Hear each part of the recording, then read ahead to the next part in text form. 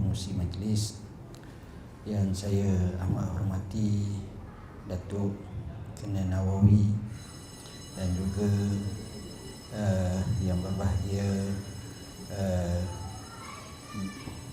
Sarjan ke apa saya dah kenal, dah nama dah ingat, Barza, seterusnya Azmi, pegawai kanan daripada kakak, sahabat-sahabat sekalian. Alhamdulillah, pertama sekali saya ucap terima kasih lah atas jemputan saya pada hari ini. Sebenarnya isu khilaf ni merupakan satu isu yang hebat sangat berlaku, dan saya amat teruja lah bila ada usaha seperti ini. Dan usaha seperti ini kena langsungkan dari semasa ke semasa, isu dari semasa ke semasa. Saya suka tengok apa yang berlaku, dan ini akan menjadikan kita lebih matang, lebih faham akan realiti sebenar yang kita hadapi ini, insya-Allah. Jadi tuan-tuan dan puan-puan yang dirahmati Allah sekalian, saya mulakan dengan apa yang saya buat hampir setiap hari. Mudah-mudahan dengan setiap hari yang saya buat tu, saya akan dapat banyak manfaat, dan saya akan cuba settle dengan sebaiknya. Sebagai contoh, awal pagi bila kami datang ke pejabat, ada je orang nak tahnik anak. Jadi tahnik zaman sekarang ni kita tak boleh buat 2 jam seorang, dia kena 2 minit je seorang. Kalau 2 jam nanti kita lagi bajet masa, tak ada apa nak ni, bagi mudah, Alhamdulillah. Kemudian kita dikunjungi oleh orang besar Kementerian Kesihatan, tanya masalah guna aruk, buat aruk ni, beri lesen boleh ke tak, gini-gini. Satu ni.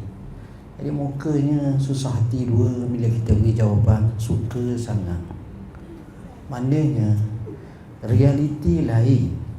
Masa kita tak ada kuasa, kita ustaz, cakaplah benda cakap okey ke apa ke. Tapi bila kita ada kuasa, kita bukan sekadar nak cakap, tapi nak menyelesaikan masalah. Itu penting. Dan saya tengok banyak kali orang mari ke pejabat kami, mukanya sedih, tapi pulang dengan gembira, senyum. Tuan-tuan kenal Ikram Jizli tu, mari rumah, dia pergi ke kandang arnak saya bagi arnak. Sampai sekarang arnak dia tu lebih masyhur pada saya pula. Saya nak cerita, ada orang tu dalam keadaan begitu, bila dia pulang dia rasa seronok. Ni pula sebelum datang ke sini, ada seorang tu mengaku Tuhan, tuan-tuan. Jadi saya pergi selesai masalah dia sebentar. Selesai, angkat tangan doa, maya, pegang tangan. Boleh. Dia cium tangan saya, orang lain tak cium macam tu. Kamu Allah kata apa benda. Tengok, tanya berapa boleh 7 rekod jenayah. Tengok. Tapi nak ceritanya, kadang-kadang manusia tu macam tu. Dia memerlukan zaman sekarang ni, dia panggil high touch, kasih sayang. High tech tinggi dah, high touch ni kita tak ada. Isu yang saya nak sebut tentang adabul khilaf yang panjang, saya nak cerita begini. Macam mana kita nak tangani isu khilaf?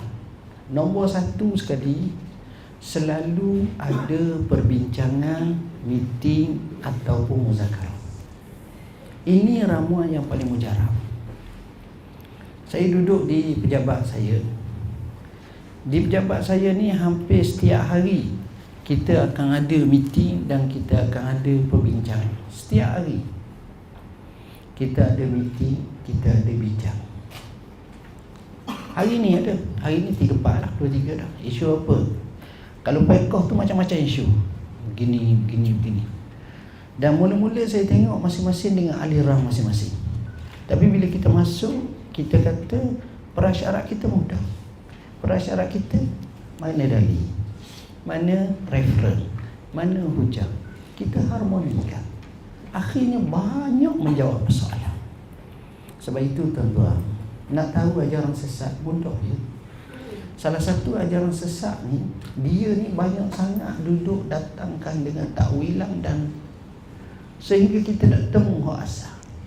Sebab itu Hisham bin Urwah kata, kalau kamu tengok ahli bid'ah, Kamu jangan tanya dia kenapa kamu buat macam ini.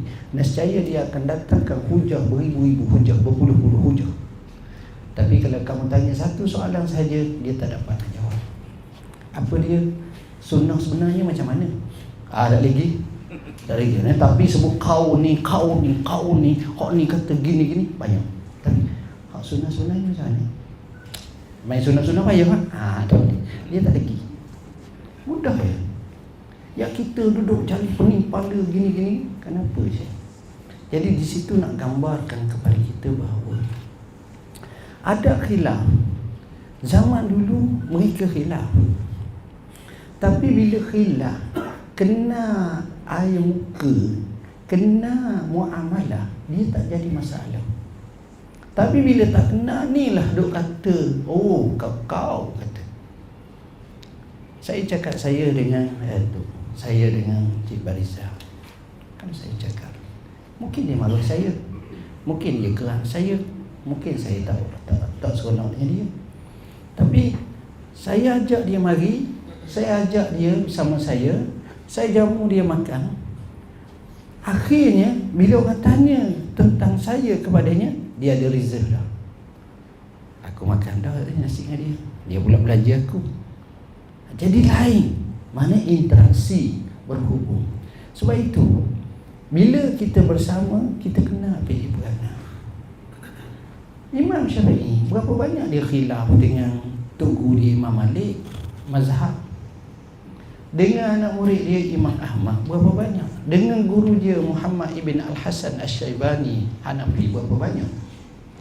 Tapi masing-masing puji masing-masing. Kalau Imam Ahmad kata kalau doa aku tak akan lupa salah seorangnya Imam Syafi'i. Kalau Imam Syafi'i pula kata aku kalau sebut Imam Malik aku akan kata inilah hujah aku di hadapan Allah.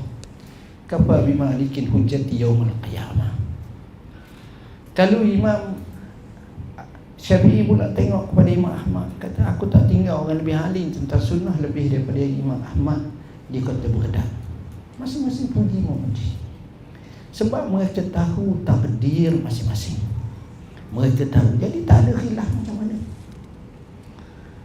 Yang ada khilaf ni kenapa? Kerana tak pernah muayyashah, kerana dengar sebelah pihak, kerana menyangkakan dengan sangkaan yang pelbagai. Tapi kita bila bertemu, kita jadi apa? Kita boleh tahu berlebih kurang hak ni begini, hak ni begini. Tapi kita tengok nazrah ataupun tasawur yang kita rasa tak pasti. Saya dapati memang banyak macam tu. Kenapa? Rupa-rupanya antara sebab khilaf ni jahil. Jahil adalah obat yang paling mujarab tentang khilaf. Bila jahil ni orang kata al-jahlu aduwwun li nafsi. Jahil ni dia musuh pada diri dia sendiri. Dia tahu sedikit maklumat, selain daripada itu dia tak tahu. Jadi hak yang dia tahu salah habis. Jadi masa tu macam mana nak selesai masalah? Tak ada. Kita kena tengok khilaf memang banyak. Nabi kata wa in ya'ish minkum fasayara ikhtilafan katsira. Mu akan tengok siapa dia yang hidup panjang umur lepas ni, tengok khilaf yang banyak.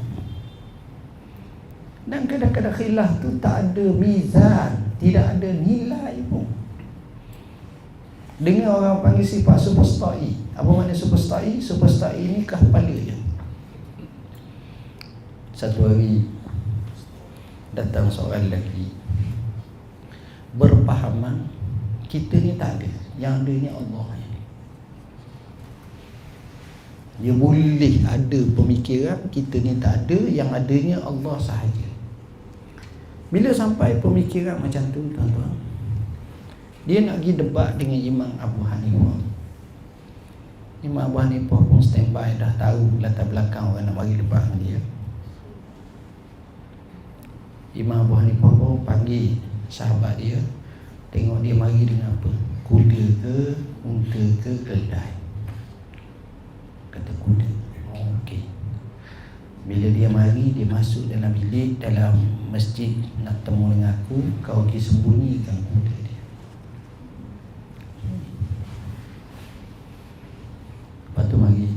nak bincang apa.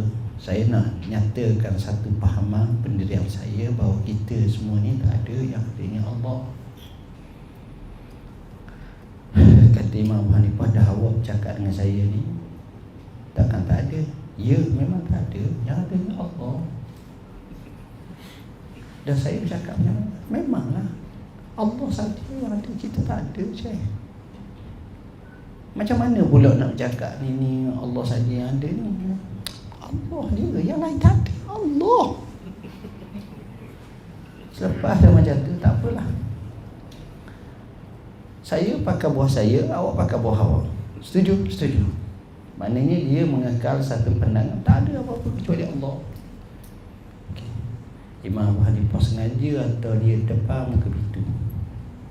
Mana kuda saya? Tak ada, yang ada Allah. Imam Abu Hanifah pula guna. Hei, saya mari dengan kuda ni. Tak, Allah tak ada. Wallahi saya mari dengan kuda gini. Allah tak ada.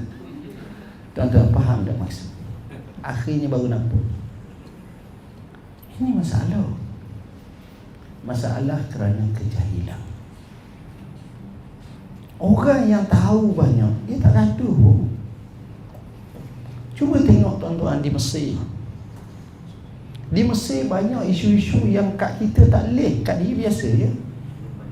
Sebab mereka didedahkan macam tu. Kita taklah nak jadi macam tu, jadi caca marwah. Bukanlah kita mazhab Syafi'i, tapi ada beberapa juzuk kerana kefahaman mereka jauh lebih luas. Kita tak. Itu menunjukkan kepada kita ada hikmah. Kenapa Allah suruh kita pergi Mekah buat haji? Salah satu hikmahnya nak meredakan perasaan kita saja yang betul. Bila orang tu pergi Mekah, dia akan tanya, "Tunggu, macam mana tunggu ni? Kita semayang tak sah dah. Kenapa Tok Imam Mekah tak baca bismillah?" Dalam kitab fiqh mazhab Syafi'i, kitab Iqna, kitab Abi Syuja' kata Bismillahirrahmanirrahim ayatun minha, termasuk daripada ayat surah Fatihah, tapi dia tak baca. Tunggu jawab, tak apa, itu mazhab Hambali, tapi mengikut riwayat yang masyhur mereka baca, tapi mereka baca belahang. Oh gitu. Tunggu berat. Apa pula? Orang tu sehat, masa berdiri kiam tangan dia tegak, tak ada otak macam ni. Macam mana pula macam ni? Tu kata itu mazhab Maliki, dia irsal. Oh gitu. Tunggu, ramai orang perempuan muka comel-comel, agak hidung macam mari semayang, tapi tak sah semayang. Tunggu, tanya apa pasal? Kaki nampak, pakai tuku hitam lah, kaki nampak. Tunggu, kata itu mazhab Hanafi. Oh gitu. Tengok, di situ kita akan terbuka sikit. Bukanlah terbuka jadi liberal pula ataupun jadi plural pula, tidak. Maksudnya dalam ruang lingkup kita boleh terima masalah kekhilafan yang buruk, yang cabang, yang mana dalam khilaf tersebut kadang-kadang memberi makna yang cukup besar. Saya amat setuju dengan pandangan almarhum Syekh Muhammad Mitwalli Sya'rawi yang juga menepati sebahagian ahli usul. Kata Syekh Sya'rawi, mana-mana pandangan yang lemah, yang bersifat marjuhah, tetapi jika bersama dengannya maslahah, maka pandangan itu bertukar menjadi rajih. Tengok, kita ambil contoh paling mudah.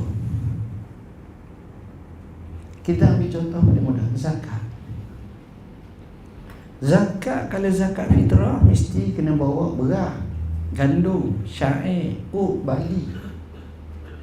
Tapi telah difatwakan hanya ringgit sahaja. Berapa ramai orang yang sakit belakang, gaul, tak boleh nak pikul beras. Kan mudah. Nak simpang takut tak habis ni, jadi mudah. Dari segi penggunaan mungkin boleh besar lagi. Kita bagi kepada fakir miskin duit, dia boleh memikir apa yang dia nak beli. Kadang-kadang beras ada dah rumah dia. Dia perlu gula pula, dia perlu garam, dia perlu ikan, dia perlu ayam, dia perlu makanan, dia perlu pakaian dan seumpamanya. Jadi kaedah yang kita nak sebut ni, itulah sebenarnya khilaf. Jangan kita jahil. Budaya kan belajar. Bila kita belajar, kita dapat satu. Pada masa tu kita tak ada dah rasa taksub. Kita berlapang dada. Orang datang pendapat dia, kita senyum, kita tengok. Tuan-tuan banyak benda akidah ahli sunnah. Sebagai contoh, berapa banyak pandangan Asy'ariyah bertentangan dengan Maturidiyah, yang Maturidiyah bertentangan dengan ahli sunnah, dengan Asy'ariyah. Dua-dua ahli sunnah. Pecahan pula Baqillani kata lain, kadang-kadang Imam Nawawi kata lain, kadang-kadang Imamul Haramain kata lain, kadang-kadang disebut pula oleh tokoh ulama ni kata lain. Tapi mereka dalam ruang lingkup. Tengok, sebab cara kefahaman ilmu santunan antara satu sama lain menyebabkan mereka ni tak ada masalah. Tapi kita bila kita tahu ada khilaf, hati kita tenang. Hati kita tenang. Kita beradab. Kita boleh terima. Hati kita boleh kata inilah pendapat yang baik, ini pendapat. Sebab itu para ulama zaman dulu bila dia kritik pendapat ulama lain, dia kata semoga Allah rahmati syekh ini dengan pandangannya. Tapi mungkin pandangan itu tak sesuai pada masa itu, tapi sesuai pada masa akan datang. Ni kita sekarang, kita tahu zaman sekarang ni masalah amat banyak. Sebagai contoh, orang yang sibuk sekarang ni Bitcoin. Kita buat kenyataan lama dah. Bitcoin kita akan buat satu kajian. Sampai sekarang berjalan. InsyaAllah pada 30 bulan ni kita masuk dalam majlis doa. Dia nak tahu putusan. Yang kita buat kajian. Bila sahabat buat kajian, saya kata anak tak say mau ambil orang ni tak. Apa orang ni tak ada lagi. Saya nak illah. Al-ahkam taduru ma'al ilali wujudan wa adama. Kita ada prinsip. Apa sebabnya? Apa ilahnya? Apa kerenanya? Apa hujahannya? Hatu burhanakum. Dan kita tengok hujahan tersebut dan kita bandingkan antara hujahan tersebut. Apakah boleh atau tak? Semuanya kita perlu telusi, amati dan tekuni supaya hujahan itu benar-benar menepati hakikat sebenar. Ini yang saya rasa amat penting untuk kita khatam dengan sebaik-baiknya. Jadi tuan-tuan, oleh kerana masa tak mengizinkan saya bercakap banyak, kerana pukul 3.30 saya ada satu majlis lain. Tapi saya tak nak berhenti lagi, saya nak sambung sikit lagi, tapi dalam bentuk soal jawab. Kemudian insya-Allah akan sambunglah, Datuk akan sambung. Silakan. Terbuka. Okey, silakan. Sama nama. Ya. Saya nak tanya, trend sekarang ni seolah-olah berbahas itu bukan suatu kebanggaan. Kalau yang nyebut ni rasa benar, dia rasa bahasa seronok. Yang ni berkutuk yang ni. Jadi benda itu, gejala itu yang berlaku menyebabkan ramai orang awam tu dia seolah-olah keliru mana satu nak guna. Bahkan kalau setengah-setengah orang taksub pada satu kumpulan tu, dia menuduh kumpulan dia betul. Tak betul. Suka, jadi setuju. pandangan.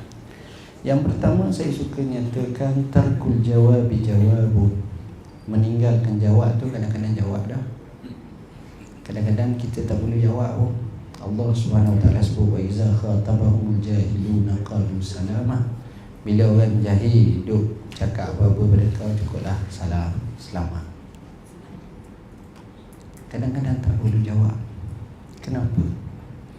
Kerana apa yang berlaku di tempat kita, bila mana kita berbahas dengan emosional. Kita bukan berbahas dengan ilmiah. Kita bukan buka buku. Kita bukan kita tengok kaedah. Tuan-tuan kena bincang satu kitab Adabul Bahsi wal Munazar, Syekh Muhyiddin Jamaluddin ada sebut, Syekh Amin Syangkiti ada sebut. Dia ada babnya. Kalau nak bahas ni macam mana betul bahas. Cuba tengok betapa hebatnya Imam Asy-Syafi'i berbahas dengan muridnya Imam Ahmad berkenaan dengan tinggal sembahyang ni kafir ke tidak. Cukup menarik jawapan dengan bahas tadi. Imam Syafi'i pernah bermunazar dengan muridnya Yunus ibn Abdul A'la As-Safadi. Biasa kita tengok Imam Abu Hanifah, tapi mereka ni nak cari satu nuktah dan natijah kebenaran. Cuma biasanya digunakan bahas kepada musuh-musuh. Sebab itu Allah kata wajadilhum billati hiya ahsan. Masa tu baru laku. Tapi adab bahasi ni kadang-kadang tak sampai pun. Saya tengok, saya kesian. Bila mana mereka nampak pakai serban besar, nampak macam cakap, tapi tak tahu cara. Tak tahu nauk, tak tahu jeans, tak tahu mukaddimah, tak tahu natijah, tak tahu macam mana untuk bahas macam tu. Dari sudut mahallun niza' tak jelas. Dia tak faham tentang tahrir niza', tak faham. Dia tak tahu tentang asbabul ikhtilaf, tak faham. Jadi bila debat buat gitu, habis itu tak selesai. Sebab mu tak sampai tahap. Bila mu tak sampai tahap, macam mana mu nak debat? Biasa mu kata tu guru aku kata. Biasanya kita kata ni tu guru, mu mana alih dengan dia. Tengok, soal mu mana alih dengan dia itu bukan soal lain, tapi soalnya isu tu, lubul maudhu' tu. Jadi bila tak faham, jadi huru-hara debat. Tuan-tuan tengok zaman dulu kalau debat cukup menarik. Imam Malik pernah berdebat dengan Al-Lis bin Sa'd. Surat panjang, berbalah cantik. Qardawi pernah berdebat dengan Bin Baz, isu Palestin. Cukup menarik. Saya tengok punjah satu-satu, orang ni jawab, orang ni jawab. Ilmiah. Kita tengok ada jejak. Saya tengok Syekh Atiyah, mari ulama daripada bincang kaedah tahqiq usul. Macam mana tahqiqul mana tinggi saya tak sampai. Anak murid tengok jadi bengong. Dah masa. Tak tahu dah. Nak celah pada erti. Nak celah pada erti. Apa makna? Maknanya kita tengok bila nak dengan adanya perkara tersebut, dan kita nak faham debat ni ada dua jenis. Satu debat dengan musuh, satu lagi debat dengan sahabat. Debat dengan musuh lain. Kita berdebat antara kita orang Islam dengan orang bukan Islam, lain keadaan. Tapi kita tidak diajar untuk berdebat. Kata Syekh Abdul Qadir Jailani bahawa kamu jangan berdebat dengan orang bukan Islam, kerana itu bukan menyebabkan mereka masuk Islam, tapi tunjukkan akhlak yang baik. Itulah cara pendekatan terbaik. Syekh Abdul Qadir Jailani pengalaman cerita macam mana seorang Raja Rum yang berpahaman Nasara, bila dia ada hubung baik dengan kerajaan Islam, dia hantar surat kepada kerajaan Islam, Khalifah, nak minta dengan Khalifah supaya Khalifah cari orang Islam yang handal untuk kita debat. Maka Khalifah pun minta pandangan mesyuarat. Akhirnya mereka kata orang Islam tukang debatnya bernama Imam Al-Baqillani. Imam Baqillani kata, tak apa tuanku, saya datang. Tengok orang Islam cerdik. Bila dia nak pergi tempat debat tu, raja ni duduk atas singgasana, memanda orang kanan dia ada. Begitu orang Islam nak masuk, nombor satu sekali, bila orang Islam nak masuk, dia buat pintu tu sekat dada. Dia perenduhkan pintu tu jadi sekat dada. Tujuannya bila orang Islam masuk kena tunduk. Jadi seolah-olah macam tunduk hormat kat dia. Orang Islam tak kasi tunduk kat dia. Baqillani bila masuk, nak masuk, nak sakut dah pintu. secara otomatik dia faham. Secara otomatik dia faham lalu. Ini ialah besar. Nak suruh aku tunduk pada mereka? No way. Dah, masuk tak? Dia masuk. Dia masuk ke punggung belakang dulu. Allah hina betul. Kawan ni nak marah tak boleh, tetamu. Masuk ke punggung dulu, jalan mundur. Lagilah hai, marah.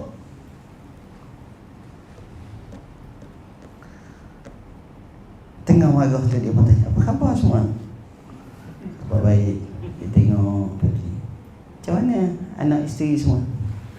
Hei, mana ada mereka tak boleh kahwin? Selagi kena. Tak boleh kahwin tu. Oh, tak ada anak. Tak ada. Kahwin mana ada anak? Tak kahwin mana ada anak? Tak ada. Kenapa pula gitu? Pak ragu pada. Kenapa pula gitu? Ada anak macam mana ni? Kenapa pula? Doklah, Nabi Isa kan anak Tuhan. Kalau Tuhan pada anak, takkan kamu lebih dari Tuhan? Dia panggil uslubut tahakkum. Kenapa putih je? Tengok hijau.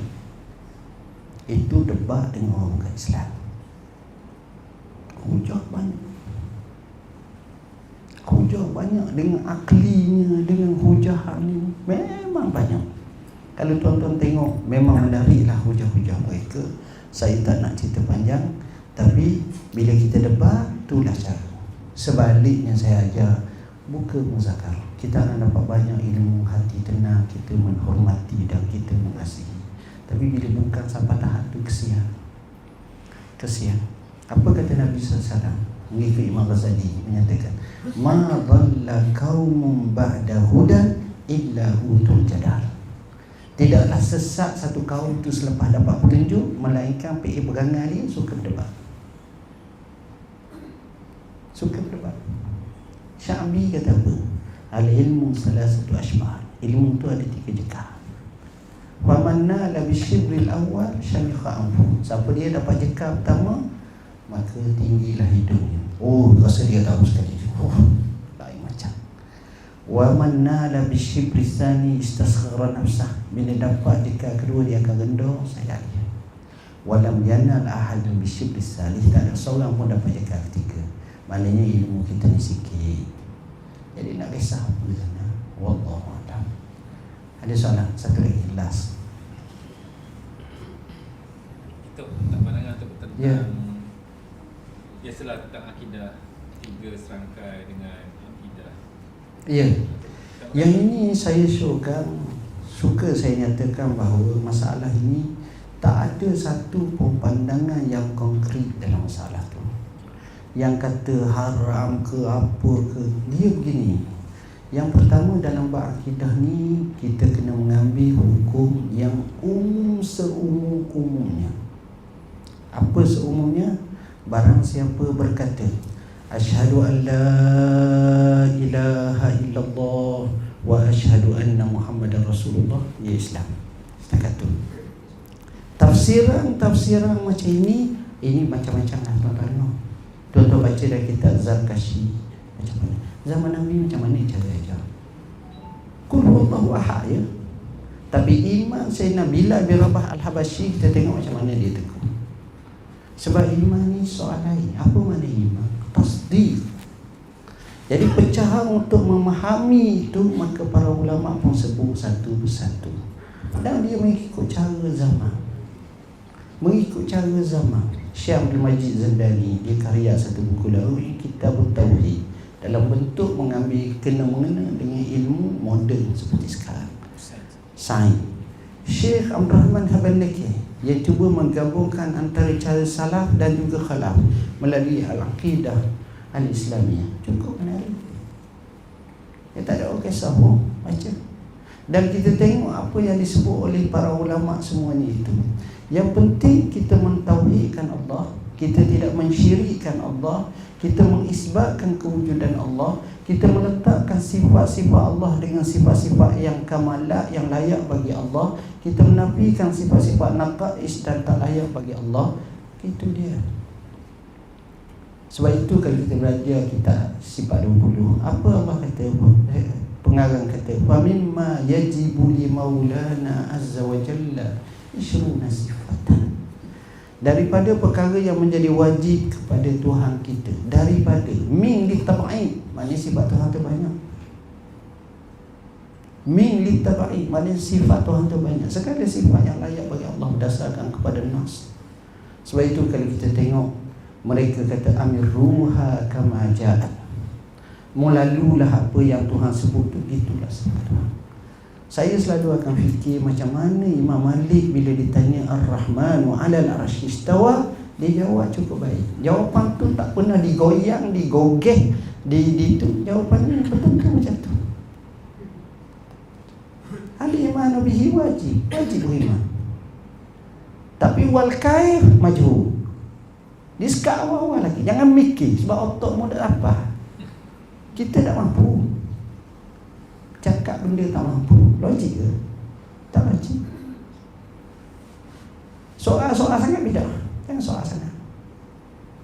Sebab mu nak tanya pun, mu tak tahu. Aku nak jawab apa, aku tak tahu. Saya mu apa. Hang dok kata benda-benda, mu hang tahu ke gitu? Betul ke gitu? Tak tahu, aku pun tak tahu. Awak kata. Apa yang lalu? Tak selesai. Tengok cara. Sehingga sebab itu ada seorang ahli Fakhr Razi atau Imam Ar-Razi, yang mana dia hebat sangat. Dia mempunyai ilmu yang banyak, hujah, tauhid dia hebat. Dia naik keruda, dia ulama besar. Jalan atau kuda, datang seorang perempuan tua. Perempuan tua kata, Tok Guru ni iman dia nipis. Iman dia nipis. Iman, kepercayaan dia tu lemah. Kejut Fakhr Razi, buluk perempuan tu. Dia nak mendalilkan wujud Tuhan sampai 1000 dalil hujah. Aku tak payah, satu cukup. Lepas tu aku dengung Fakhr Razi. Tuan-tuan faham maknanya? Tuan-tuan duduk seorang sebut asyhadu an la ilaha illallah wa asyhadu anna Muhammadar Rasulullah daripada hati, lubuk hati tuan-tuan. Orang nak ukur apa lagi tuan-tuan? Islam tahu. Nah sebut man salla salatana wastaqbala qiblatana wa akala zabihatana fa huwa minna minal muslimin. Selesai. Jadi bila kita korek macam tu Syekh Azhar, Wakil Azhar mari Abbas Syumah, saya ingat yang dia berucap. Dia kata kalau kita tengok orang itu kafir, dia Islam, ada unsur kafir banyak, dan ada cara untuk kita takwil Islam, takwil lagi Islam. Mana nak masuk? Kita dah ada sikit keluar dah, bukan Islam. Jadi menafikan yasiru wala tu'asiru wa basyiru wala tunafiru. Menafi dah untuk nak dekat. Kita dah. Sebab itu konsep kami tuan-tuan di Pejabat Mufti, kita tidak menghukum. Kita menarik, mengajak dakwah. Kita nak sama-sama duduk, kita nak sama-sama selesai masalah. Jauh lagi baik. Saya tengok pendekatan-pendekatan inilah yang patut kita kaji betul-betul. Apa yang nak bincang tu tuan-tuan, dalam buku sahabat saya diskusi isu akidah pemikiran ni pun ada sebut Ustaz Aizam, dan buku-buku yang lain, Rumahku Syurgaku, Jawapan, Solat Itu Mudah, begitu juga Q&A, dan buku terbaru kita Al-Kafi Syarah Hadis 40 yang saya sebut tadi, hak khilaf tu saya syarah panjang lebar satu persatu. Dan begitu juga dalam Matlaq Badr ini, mukaddimah selepas dia sebut berkenaan dengan isu wajib belajar ilmu, disebut tentang sifat 20 yang kita juga terjemah. Jadi terang satu persatulah satu. Jadi sekadar itulah yang dapat saya sampaikan. Mohon maaf sebenarnya saya tak tahu jadualnya macam ni. Kalau saya tahu memang, sebab biasanya kalau kuliah zuhur tu, belum zuhur tu jadi saya syak tu bila, belum ke lepas tu bila, lepas. Ya lepas, bukan lepas zuhur, lepas makan zuhur. Jadi Jadi tak apa Ustaz, boleh Datuk ada. Jadi saya minta maaf Datuk, lain kali mungkin kita panjang. Tapi sekurang-kurangnya kaedah sebut la yudrak kullu la yudrak jullu. Benda tak dapat semua, jangan tinggal semua. Qadar yang kita dapat sekadar tu. Aku qauli hadza wa astaghfirullahal azim li wa lakum. Wassalamualaikum warahmatullahi wabarakatuh. Waalaikumsalam.